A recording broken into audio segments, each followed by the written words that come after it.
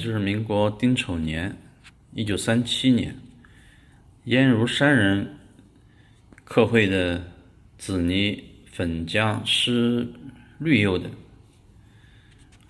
孔雀屏，高度是20.2公分，有些轻微的瑕疵，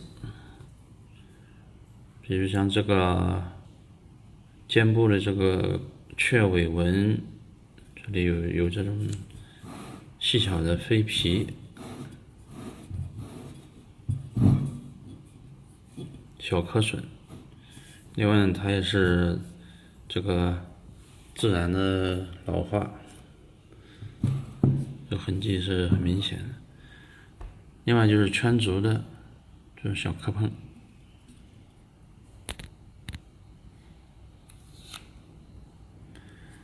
这支屏的做工还是比较扎实的。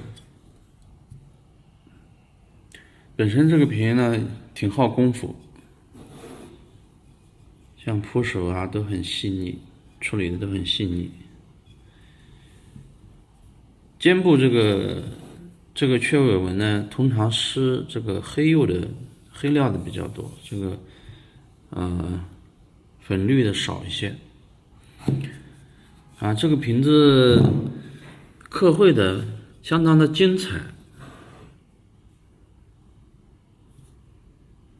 看这个花枝花叶的它的这个卷动，还有这鸟儿的动态感，毛羽的这种给风吹动的这种感觉，鸟儿受到什么惊吓回头的这个瞬间都捕捉的非常棒。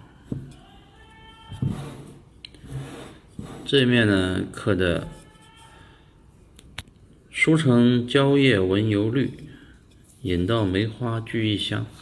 大家细看它的这个刻刀相当的熟练有力，绝不是这个蜻蜓点水的那种仿刻。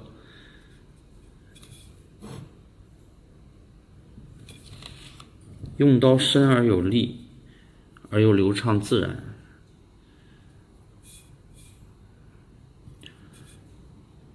按说呢，像颜如他们不是大名头，但是真的认真的起来，作品也是颇为可观的。